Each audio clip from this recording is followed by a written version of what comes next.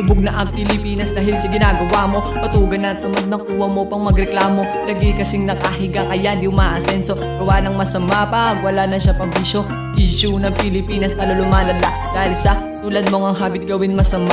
Di marunong tumayo sa sarili niya paa. Di ka ba nagsasawa sa iyong ginagawa? Batas na ang sisihin kasi naging pabaya sa mga nangyayari dito sa ating bansa. Papunta naman tayo sa batas, trapiko. Pag nahuli ka mag-aabot ng pera patago. Nagbubulag-bulagan talaga ang Pilipino. Alam na masama makadiskarte lang ng piso. Bakit ba ganito ang nangyari sa realidad? Kalat na sa lansangan ng mga minor de edad. May mga babaeng ginawang negosyo ang puri dan nakatawan. Kapalit ng kutik sa lapi.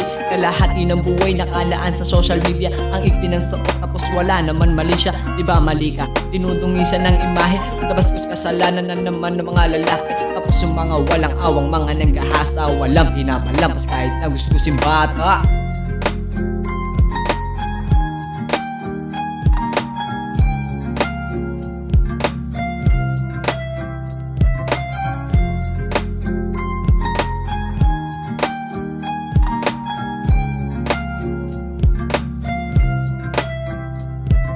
Lubog na ang mata tapos uga pa ang panga.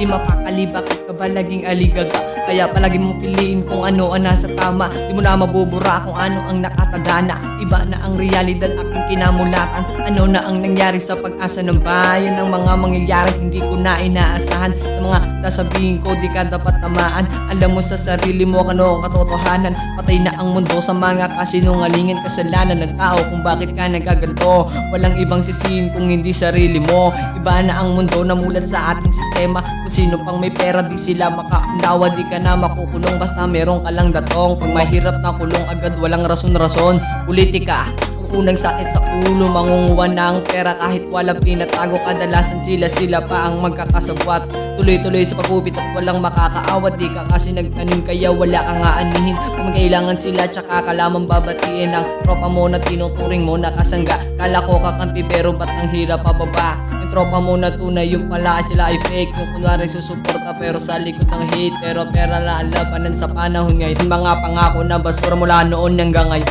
Dedetalye ko lahat buhay sa aking naranasan. Mga mahihirap na talagang tinatapakan. Mga Pilipino na akala mo kung sino na. Nagkapera lang ng konti wagas na akong mamuna. Buti pa nagsisikmurain yung mga kinakain. Di ka kasi nagtanim pero bakit may aanin? Pilipino na abuso malaki na mga gawa akong paraan kahit na maging tarantado. Kalam na aking sikmura ganun din ang aking pamilya. Kasi sa panahon ngayon labanan lagi pera. Sino ba ang may mali? Bakit ka nagkaganto? Tandaan mo ikaw ang gagawa ng istorya mo.